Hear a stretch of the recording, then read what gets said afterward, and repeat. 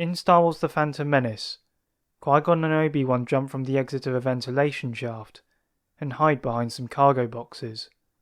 As Qui-Gon remarks how unusual it was to have battle droids stationed, Obi-Wan quips that Qui-Gon was previously correct in saying that the negotiations would be short. But what if the negotiations weren't short? How would this change Star Wars history?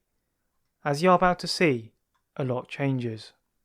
We're going to assume that the so-called negotiations went on for a little while longer, but with the same immediate result, with Qui-Gon and Obi-Wan escaping to Naboo's surface by boarding the Trade Federation's landing craft. This, however, is where events start to change. As the duo are late, Jar Jar would have likely perished from the army of droids, meaning that they do not know about Gungan City nor Boss Nass. As a result, they would escape the army and make their way towards Theed, after stealing 2 single trooper aerial platforms, sensing something was wrong in the Force. As they get there faster without using the underwater route, they manage to intercept the Viceroy whilst he is taunting Queen Amidala.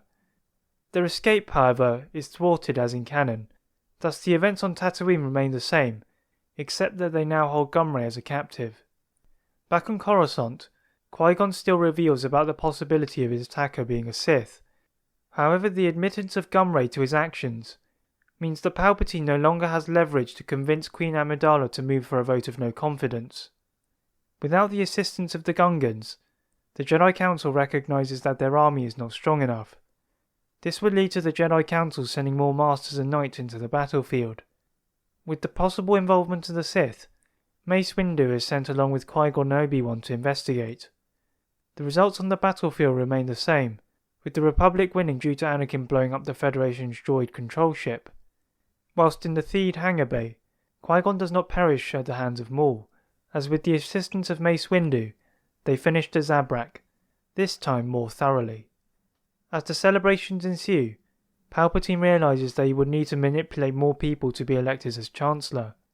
Fast forwarding to the events in the Attack of the Clones, Anakin is now under the tutelage of Qui-Gon, who is much better suited to tutoring Anakin than Obi-Wan. Anakin is happy to go with Padme to Naboo, as Qui-Gon advises him to be mindful of his emotions, rather than ignore them completely. This means that Anakin does not have as much conflict regarding following the Jedi Code and his feelings for Padme. Back in the Senate, Jar Jar has not been found, so he's not in charge. This gives Palpatine the perfect opportunity to show off his political acumen, and demonstrate the Chancellor Valorum needed to be replaced.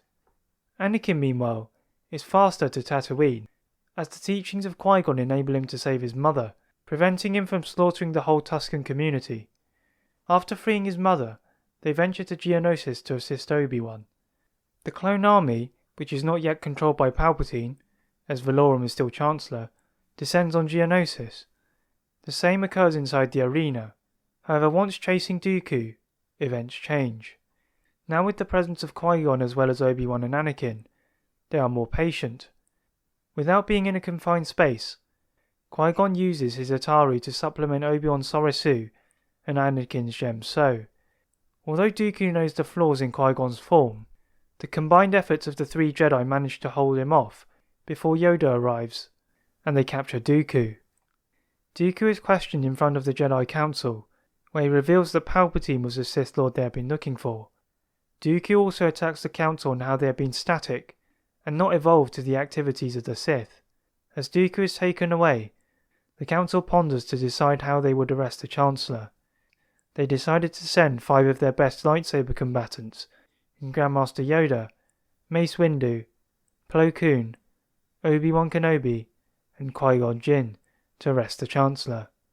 Upon entering the Chancellor's office, they feel something is amiss.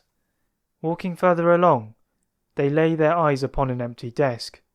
Palpatine had escaped. Without the possibility of having Anakin as his apprentice, now Qui-Gon was his master, Palpatine went to the world of Dathomir. He would find a Zabrak named Savajo Press, and would subject him to intense training. Together, they would attempt to cause havoc on different planets, as they tried to scatter the Jedi. For the Sith, the war was just beginning. That is it for part 1 of What If the Negotiations Weren't Short. If you would like to see a part 2, please like this video and subscribe for more What Ifs. And as always, Leave a comment on what if you'd like to see next. Thank you very much for watching, and see you next time.